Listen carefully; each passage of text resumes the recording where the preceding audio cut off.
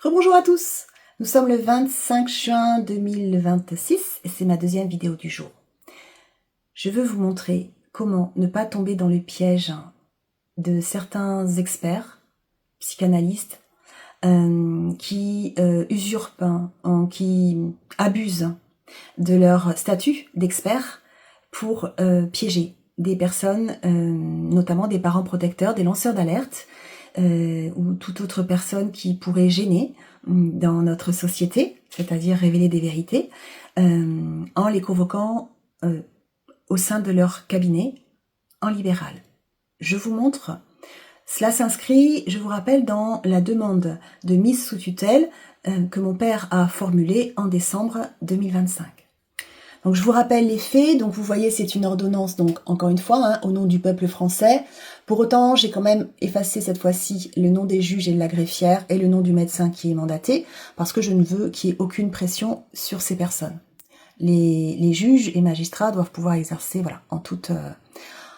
en toute liberté.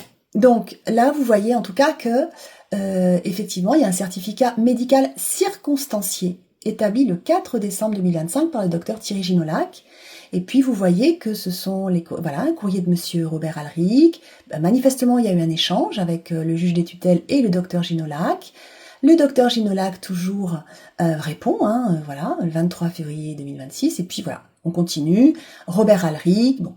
Et là, les motifs. Alors, par requête en date du 19 décembre 2025, monsieur Robert Alric a sollicité une mesure de protection pour sa fille, tutelle exercée par un tiers, au motif qu'elle se disait ruinée avec près de 100 000 € de dettes et avait ouvert une cagnotte en ligne et qu'il était nécessaire de protéger son patrimoine ayant bénéficié de donations de la part de sa famille, notamment d'un bien immobilier dans lequel elle résidait et qu'elle envisageait de vendre. Déjà, je reprends ces faits. Donc il prétend que je suis ruinée avec plus de 100 000 €. Non, j'ai fait une cagnotte et le montant est de 46 000 et des brouettes, mais c'est précis dans les brouettes. Montant tout à fait évalué précisément sur ce que m'a coûté le contrôle coercitif que je subis de février 2024 à septembre 2025. Je m'en suis déjà expliqué et je le détaille dans la cagnotte. Donc 100 000 €, non. Ensuite, il explique qu'il faut protéger mon patrimoine. Ça veut dire quoi? Ça veut dire qu'il veut récupérer ma maison. Alors, il prétend que je l'ai acheté grâce à des donations. Oui, j'ai eu des donations sur héritage de la part de mes parents. Mes frères ont eu exactement les mêmes choses et ils ne demandent pas leur maison à eux. Et si j'ai cette maison, c'est parce que j'ai pu acheter des maisons au fil du temps et les rénover. C'est moi qui ai fait les rénovations à chaque fois et donc faire des plus-values sur ces maisons. Cette maison m'appartient en intégralité. Qu'est-ce qu'il dit encore? Alors oui, j'envisageais de la vendre, effectivement, parce que j'envisageais à un moment donné de partir à Paris pour vivre à Paris, et j'avais besoin d'argent pour payer les avocats. Le matin même où l'agence immobilière a mis ma maison en vente, le 16 mai 2025, une escouade de mercenaires venait m'embarquer et m'amener aux urgences psychiatriques de Toulouse, desquelles je suis sortie au bout de 12 heures, après que le médecin psychiatre m'a dit « Madame Alric, vous n'avez rien à faire ici, il n'y a pas l'inquiétude de votre famille, vous êtes en état de stress post-traumatique, reposez-vous. » Point de suspension. Cependant, ils vont recommencer. Et si c'est pas moi, on va vous garder. Super, n'est-ce pas? Bon, elle a été mutée, vous pensez bien. Ensuite, parlons du docteur Ginolac. Elle a été placée sous contrôle judiciaire, ça j'en ai déjà parlé, l'outrage, il n'y avait pas, mais j'ai quand même été condamnée à 3 mois de sursis avec prison sur la préconisation d'un procureur exécrable. Dans le cadre de la demande de mesures de protection, une évaluation médicale a été réalisée par le docteur Thierry Ginolac le 4 décembre 2025, sans rencontrer Madame Sophie Alric, ayant refusé de venir à son cabinet, et l'expertise a été réalisée sur les dires de son père, sans consultation de son dossier médical. Donc là, il est demandé une autre expertise. Je vous ai déjà montré ces documents. Et là, c'est comme si c'était fait. On dirait vraiment que je suis une grande malade. Dieu soit loué, il y a cette petite phrase là, quand même. Par conséquent, il convient de commettre un nouveau médecin afin d'évaluer les facultés de Madame Sophie Alric et de définir si elle se trouve dans l'impossibilité de pourvoir seule à ses intérêts. Et là, voilà ce que je reçois, moi, dans ma boîte aux lettres. Vous voyez, le 22 septembre 2025. Et là, Thierry Ginolac, psychiatre. Je suis un peu étonnée parce que moi je connais pas de Thierry Gignaulac et ça me met un peu en état de stress. Pourquoi? Parce qu'ils ont déjà tenté de m'interner. Je crois que j'en suis à peu près à la, je sais pas, au moins dixième fois, en faisant intervenir le SAMU psychiatrique à chaque fois. Donc, j'ouvre le courrier et je trouve ceci. Docteur Thierry Gignaulac, ancien interne des hôpitaux psychiatriques, expert honoraire près la cour d'appel de Toulouse, praticien hospitalier à temps partiel, psychothérapeute. Et là, on voit aussi qu'il travaille quand même dans un hôpital, alors ça peut un peu impressionner quand même. Toulouse, le vendredi 19 septembre 2025. Madame, pourriez-vous venir à mon cabinet au sujet de votre situation personnelle, mardi 30 septembre 2025 à 12 h à mon cabinet de Toulouse. En cas d'empêchement, veuillez me contacter au plus vite pour fixer un nouveau rendez-vous. Veuillez croire, madame, à mes sincères salutations, Thierry Gignaulac. Alors, moi, je prends contact avec cet expert et par écrit, donc par échange de mails, je demande des informations. Monsieur Gignaulac, j'ai trouvé hier votre convocation dans ma boîte aux lettres. Je suis surprise, je ne vous connais pas et je n'ai jamais entendu parler de vous. Sous-entendu, je n'ai jamais entendu un juge demander quoi que ce soit en termes d'expertise avec un tel nom. Parce que les noms des experts sont désignés. Lorsque les juges demandent une expertise, voilà, après on a le nom des experts. Pouvez-vous m'indiquer, s'il vous plaît, ce que vous entendez par ma situation personnelle, à quel titre vous intervenez et qui vous envoie vers moi? Autrement formulé, pourquoi précisément m'envoyez-vous cette convocation? Vous comprendrez que je souhaite y répondre au mieux. Bien à vous, Sophie Alric, mère de Jules, bonjour, et Anna Desgremont. Et Thierry Gignaulac me répond. Vous voyez, dans la foulée, tout ça s'est passé dans la foulée du samedi. Madame, il y a des personnes qui m'ont interpellée et qui s'interrogent sur d'éventuelles difficultés. Effectivement, je ne vous connais pas. Effectivement, cela permettra de vous rencontrer et de se connaître cordialement. TG, Thierry Gignaulac, et quand même il met sa signature aussi, il est double signe avec toujours cet hôpital dans lequel il travaille. Je pourrais être impressionnée. Bon, vous pensez bien que je ne le suis pas. Monsieur, des personnes qui vous ont interpellé et qui s'interrogent sur d'éventuelles difficultés, vous pouvez préciser s'il vous plaît? Cordialement, Sophie Alric. Il me répond. Des personnes de votre famille. Thierry Gignaulac. Monsieur, des personnes de ma famille, vous pouvez préciser s'il vous plaît? Il me répond, nous en parlerons, ce sera plus simple et plus facile, Thierry Gignaulac. Et moi je continue. Je vous prie de m'excuser. Je crains de ne pas très bien comprendre. J'insiste, de quelle personne de ma famille parlez-vous? Y a-t-il dans ces personnes un professionnel de la santé mentale qui justifie votre intervention? Il me répond. Non. Alors, j'en suis d'autant plus surprise. À quel titre intervenez-vous, monsieur?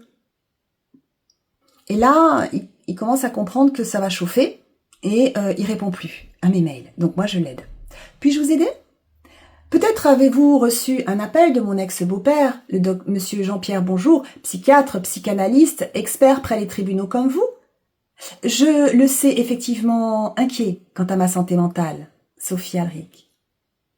Il répond toujours pas. Monsieur, je crains que votre silence vous desserve. Je constate donc que vous vous permettez de m'envoyer un courrier sans aucune raison, que l'inquiétude des membres de ma famille qui vous a interpellé et qui s'interrogent sur d'éventuelles difficultés. Je reprends ces mots, c'est pour ça que je mets entre guillemets. Ce courrier est une convocation déguisée puisque vous écrivez que nous conviendrons d'un autre rendez-vous en cas d'empêchement de ma part pour me rendre à celui que vous m'imposez le 30 septembre 2025. Vous n'avez pourtant aucune instruction légale pour agir de sorte. Vous ne vous privez pas de me l'envoyer sur papier à en-tête de vos multiples casquettes, dont celle d'expert près les tribunaux. J'en conclus que vous n'avez absolument aucune légitimité à m'envoyer un tel courrier. Vous exercez votre métier hors cadre de la loi et de la déontologie. Vous tentez de m'intimider. Vous amplifiez mon état de stress post-traumatique déjà sévère, engendré par le désenfantement et les multiples violences que je subis, dont celles de vos confrères experts, monsieur Jean-Pierre Bonjour et son complice, monsieur Marc-Antoine Poblipski. En conséquence, Je porte plainte contre vous au niveau national et international. Je transmets immédiatement votre convocation ainsi que ces échanges de mails au parquet de Toulouse. Vous allongez la liste des professionnels qui participent au harcèlement collectif et contrôle coercitif intense que je subis et qui m'empêche de protéger mon fils. Le tout dans le cadre d'une secte pédocriminelle. De plus, je vous informe que vous êtes d'office sous la coupe de la plainte que j'ai déposée au tribunal de La Haye pour crime contre l'humanité dans le cadre de la secte pédocriminelle franc-maçonnerie et psychanalyse qui sévit en France.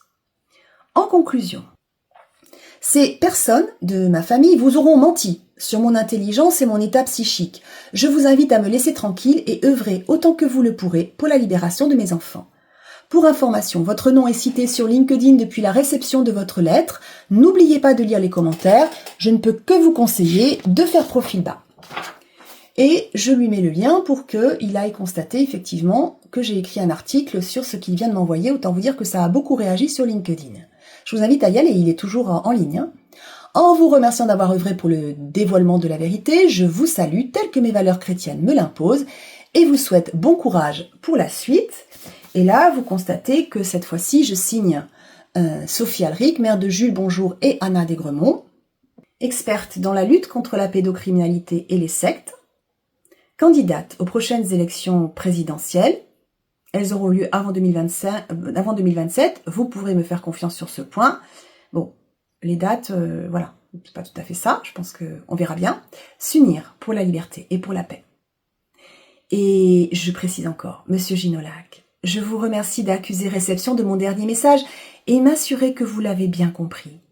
J'apprécie d'avoir des dossiers complets et exhaustifs.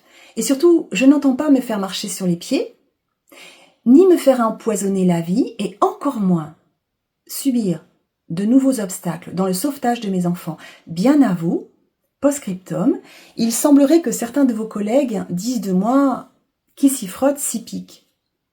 Ça me va très bien. Et je continue à signer. Je suis une maman, une mère hérisson. Voilà, donc là je vous ai montré comment faire et surtout comment éviter ces pièges parce que ce sont de véritables pièges. Ces gens posent des diagnostics de bipolarité à tour de bras et imposent des internements et des mises sous médicaments, des mises sous tutelle. Ça peut aller très très loin. J'en suis l'exemple vivant. Je suis là aussi pour vous montrer parce que je suis professionnelle. Oui, je suis experte encore une fois parce que j'ai tout subi et je suis sortie d'amnésie, sortie de l'état de stress post-traumatique par rapport au trauma de l'enfance. J'ai été formée sur la contre-manipulation, le contrôle coercitif et donc je comprends exactement tout ce que je vis. J'accompagnais des victimes et sur LinkedIn, j'ai un réseau très intéressant. Je précise aussi qu'il y a des députés et des sénateurs dans mon réseau, notamment tous ceux qui ont signé une tribune pour la protection de l'enfant dans le monde. Voilà, donc vous comprenez qu'il ne faut pas se laisser impressionner. Ces gens ne sont jamais que des enfants vraiment, des petits morveux, quoi, des petites morveuses dans des corps d'adultes, là, et ils ont 7 ans d'âge mental maximum, et ils se pensent tout permis. Voilà, mais vous comprendrez aussi pourquoi le docteur Ginolac a tout intérêt à me faire placer sous tutelle, voilà, et à faire penser que je suis bipolaire. Allez, à très vite, et puis je continuerai sur le contrôle coercitif. Peu à peu, vous allez comprendre. À très vite. Ah oui, je vous ai pas dit la très bonne nouvelle. Ça avance, parce que le 22 juin 2026, le Conseil des magistrats a estimé, je regarde l'heure en même temps, le Conseil des magistrats, de la déontologie des magistrats, a estimé qu'il était incompatible de faire partie de la franc-maçonnerie et d'être magistrat dans nos institutions en France. Elle est pas belle la vie ? Allez, on y va, on n'a plus qu'à déboulonner la psychanalyse, c'est en cours, vous voyez, ça va bien se passer et voilà. N'oubliez pas aussi qu'il y a des personnes manipulées, hein. Il y a des francs-maçons et des psychanalystes qui sont de bonne foi, mais qui sont complètement manipulés. Mais ils vont comprendre, donc ça va bien se passer. Allez, à très vite.